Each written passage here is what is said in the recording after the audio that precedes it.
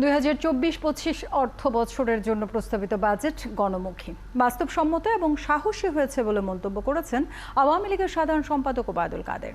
বাজেটে কালো টাকা সাদা করার ব্যবস্থা রাখা হলেও দুর্নীতিবাজদের ছাড় দেওয়া হবে না বলেও জানিয়েছেন তিনি। আরও জানছেন ফাল্গুনী রশিদ। বিগত বছরগুলোতে বাজেটের আকার আগের বছরের চেয়ে 11 থেকে 12% বৃদ্ধি পেলেও চলতি বছরে যে বাজেট প্রস্তাব করা হয়েছে তা আগের বছরের চেয়ে প্রায় 4.5% বড়। আগামী অর্থ বছরের জন্য প্রস্তাবিত এই সংকোচনমূলক বাজেটকে স্বাগত জানিয়ে বাংলাদেশ আওয়ামী লীগ বলছে, এই বাজেট হবে জনমুখী আর বাস্তবসম্মত।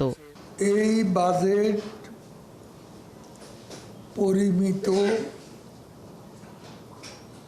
বাস্তবসম্মত, গণমুখী, সাহসী বাজেট।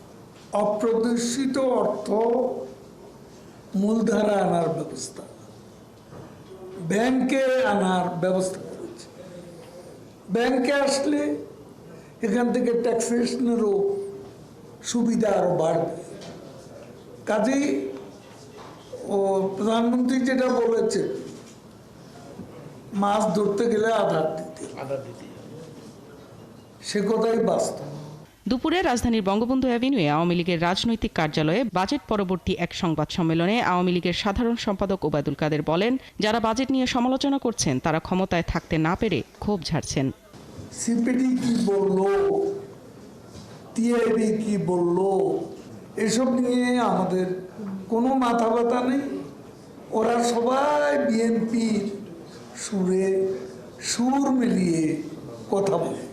যাদের মূল নেতারা দুর্নীতিবাজ হিসেবে চিহ্নিত, তারা দুর্নীতির বিরুদ্ধে কর্মসূচি দেবে, এটা এই বছরের সেরা যুগ। ওবায়দুল কাদের বলেন, আওয়ামী লীগের সামনে সবচেয়ে বড় চ্যালেঞ্জ এই বাজেট বাস্তবায়ন করা, আর সেই লক্ষ্যেই স্মার্ট বাংলাদেশ গড়তে কাজ করছেন তারা। এইসব পদক্ষেপ। ফাল্গুনী রশিদ, 71, ঢাকা।